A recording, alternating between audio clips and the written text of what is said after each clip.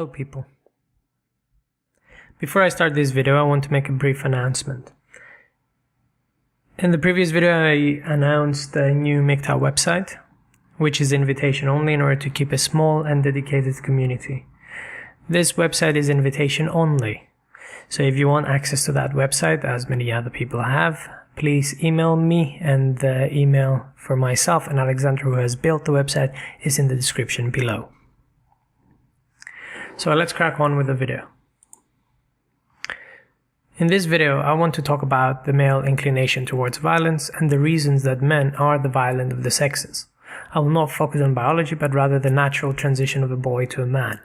How life for these men started off difficult and has shaped the men they became long before they had any appropriate understanding of the world or themselves. First off, let me address the title. Men are more violent than women, especially when it comes to physical violence. When we focus on emotional violence and perhaps violence towards children, I think that favors women the least. Women would often hit the indefensible and without reason, often out of frustration.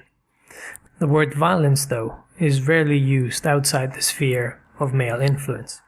We fight the wars, we kill each other, we're more likely to use force towards each other. However, in a society such as the society of the Western world, where the most basic of needs for food, water, and shelter are satisfied, why are men still more violent? The disenfranchisement of men has been a subject that has always been discussed in the manosphere. In fact, one of my favorite videos is The Disposable Male by Spetsnaz. Link will be in the description below. But the topic is generally overlooked by the media, even when male suicide is seen to be at record high levels. On those rare exceptions, of course, that it is covered, the needs of women often take precedence. Just pay attention to how little coverage the issue of male suicide has on media, and you will appreciate how disposable we really are. But even if we are to peel back the bullshit from the media and look at our everyday interactions, men are still disenfranchised from birth till death. This is of course not a video where I will point men out to be the victims, but rather a video where we will look to the psychology that goes on in a person's mind that ends up developing a simple on and off switch for violence. And it all starts from there. A man has always needed to learn to look after himself. First and foremost, as a man, you understand once you hit that age where you leave home, and sometimes even before that you are on your own. Once you realize that simple truth, it hits you like a sucker punch in the face. Some boys have been on their own their entire lives, and others have been pampered so much so that they do not have the capacity to make it out on their own. Rarely you see a fine balance in parenting. For most boys, it would appear that there is either abuse and neglect, or it goes the complete opposite direction, where they are forced to take on female identities. These boys are either overloved, made to be oversensitive, and often made to fit into the feminine perceived standards of right or wrong, which nowadays appear to be the norm at school. The boys from families that neglect them or abuse them still have to fit those standards, but they will never know how to. What both approaches fail to note is that those boys growing up are indeed that, boys. They require a different system to help them grow. Boys do not learn like girls, they do not behave like girls, they do not mature like girls, and when they become men, they are expected to manage life like men do. Yet we're treating them like girls in an expectation that that upbringing will prepare them for a world that will give them nothing without having to work for it. The biggest lie anyone can tell a boy is that the world will care if he finds things difficult. Men realize very early on that their spouses, their families, and even their closest friends do not care if they find things difficult. You just need to find a solution and crack on with it. Perhaps this should be viewed as something positive, as men having the abilities to cope with life much more than women do.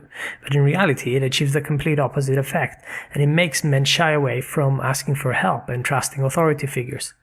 It's why men never go to the doctor. A man is born with a sense of justice, a sense of fairness, if you will, that is inborn. If a man looks around and he works hard, if not harder than a woman, for example, and she still takes priority over him because of gender quotas, then he feels an injustice has been served. If the whole system is what he deems corrupt and unfair, and good things don't come to those who work for them, then he will simply give up. This man will then feel disenfranchised, and he will look for ways to even the gaps already in place. And we're talking about big gaps here, not just in the support that men get when compared to women, but also gaps between the rich and the poor that are already in place in our society. The most dangerous men are young, male groups that feel disenfranchised. Everywhere in the world, these groups generally contain migrant workers and men from ghettos that find it very difficult to ascend the social ladder. With a system that is set to slow down the ascension of even more men, and I'm saying that in inverted commas, these men find it very difficult to get by. In the midst of all these difficulties, men have to somehow differentiate themselves from everyone else and find a sexual partner. One of the ways that can occur is through violence and criminality. This is often the way that these men see as a way to even out the imbalance. Women seem to love violent and often abusive men. Therefore, it seems to almost be a way out for them. Please watch my previous video if you want to understand what I mean with regards to the psychology of women there. However, when we want to understand what really makes these men violent, there's only one word that explains the root cause, and that's injustice. Many of these men are born in cities and towns with little to no opportunities available to them. Many of them are born to single mothers, who, as evidence would show, they have no idea how to raise children. Many go to bad schools who are underfunded and understaffed, and in those schools they get treated in the harshest ways possible. A boy quickly learns that no one in the world is there for him. No one will listen to him, and no one will help him. The few hopes that many of these young boys have in order to achieve something or to differentiate themselves from each other is through criminality, and they take that on. For these men, it is often much more difficult to get by just by finding a working and paying job. In the UK, many of these men have the easy way of following in their family's footsteps. Therefore, they end up taking the same road to benefits and live in the same council homes their parents did. When the whole world looks down on you and yet is unwilling to help you, then you must learn to help yourself. Violence and criminal activity is often the way to do that. These boys learn to relate to each other, as boys often do through fighting each other and through playing contact sports.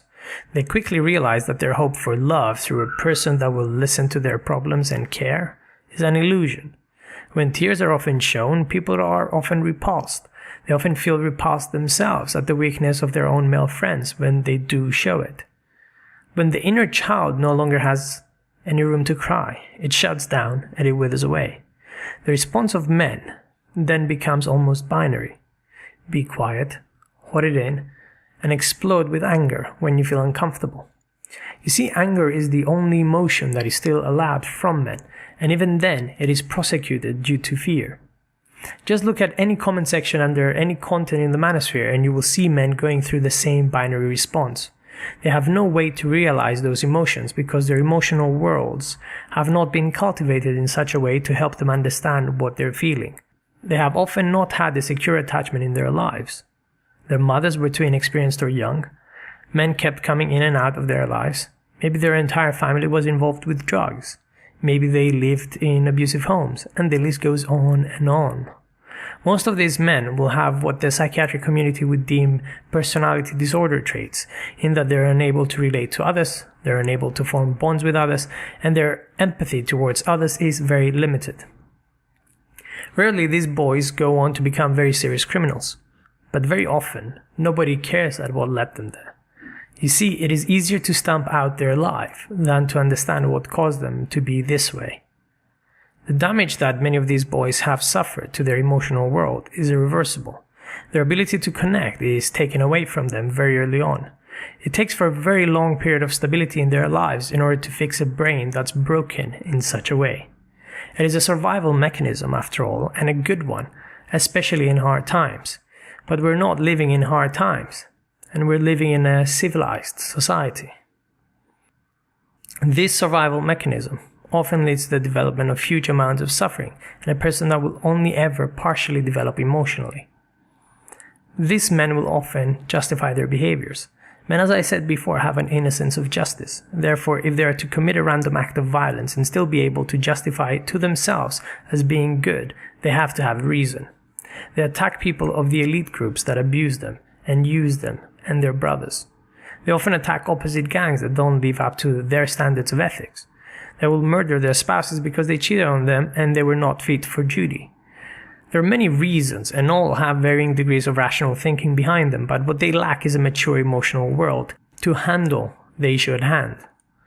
The injustice served to them very early on in their lives and the injustices served later on definitely do not excuse their behavior. However, they help us explain it. You see, these men constantly feel they're playing poker against opponents that have shuffled a whole deck of aces up their sleeves, and no matter how well they play, they will always lose. Therefore, the whole of society becomes their enemy, and they live life like that. I think it's time we, in the manosphere as a group, focus on men and their propensity to violence. They're unlikely to listen to me or anyone else that speaks about this, but hopefully, the people that listen to the message might prevent some of this from happening to their own boys.